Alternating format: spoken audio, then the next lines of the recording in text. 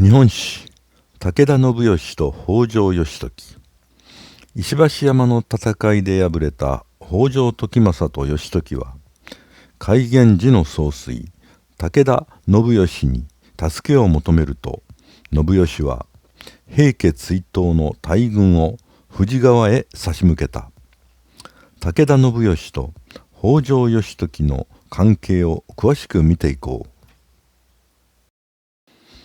武田信義は1128年大治3年海源氏の末裔源清光の次男として生まれた。後の戦国時代に活躍する武田信玄に代表される甲斐武田氏は、清和天皇を祖とする清和源氏の中心的な一族であった。元は日立の国武田郷から甲斐へ流されたために武田を名乗るようになった。信義は甲斐武田氏の総帥として1180年治承4年5月以仁王の令旨が下されると挙兵した。自分が源氏の棟梁だという自負を持つ信義は大軍を率いて8月には富士山麓で又の景久を倒し、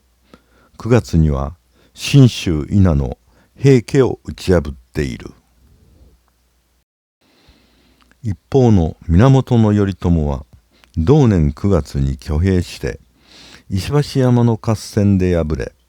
絶体絶命の危機を梶原景時によって救われている。しかし北条氏の嫡男宗時はこの合戦で落命。頼朝軍は壊滅的な打撃を受けた。頼朝は時政と義時に甲斐武田へ助勢を頼むよう申しつけ、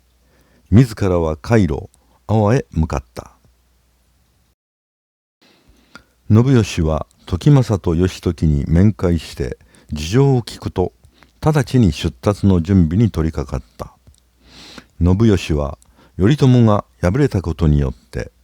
いよいよ自らが源氏の棟梁として平家を打倒する決意を固めた。信義は子息の一条忠頼、逸見有吉、板垣兼信、石破信光をはじめ、兄弟の鏡藤光、安田義貞と共に数万とも言われる大軍を動員。たちまち駿河一国を平定している。さらに進軍した信義は頼朝軍と富士川で合流。その数は4万騎にも達した。10月20日にようやく到着した平維盛軍はたった2000騎で、戦う前から戦意を喪失。水鳥が一斉に飛び立つ音に驚愕して京都まで一目散に逃げ帰ったと言われている。源氏方は戦うことなく勝利を収めたが、信義はこの功によって駿河の国の守護に任じられている。その後信義は義時らと行動を共にして木曽義仲の討伐をはじめ、一ノ谷、屋島、壇ノ浦の合戦に従軍して平家追討の戦いに大活躍している。鎌倉幕府では御家人として武田一族はもとより逸見、鏡、安田の各一族も重用されるが、幕府が安定すると頼朝は身内への弾圧・粛清を開始する。賢明な信義は疑心暗鬼となった頼朝に従順な姿勢を見せたが、頼朝は武田氏があまりに強大な力を持ち始めたことを憂慮。1184年元暦元年6月、信義の嫡男一条忠頼が鎌倉の永中で誅殺される。さらに安田氏、板垣氏も同様に排斥され、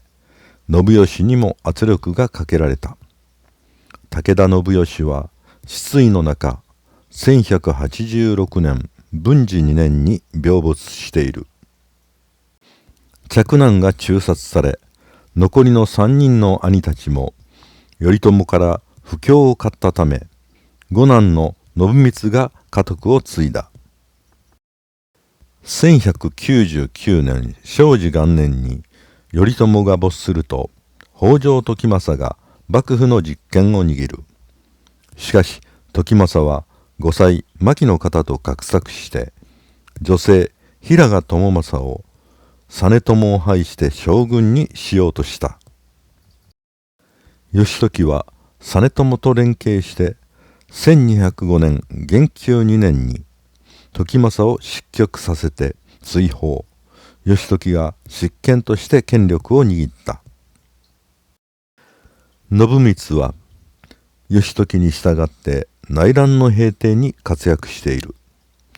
1221年承久3年に後鳥羽上皇が鎌倉幕府に反旗を翻して挙兵すると、信光は東山道大将軍として数万の兵士を率いて出陣。大井戸の渡しで上皇軍を撃破した。武田信光は執権義時に重用され、承久の乱の功績によって安芸国の守護に任命されている。承久の乱を勝利に導き、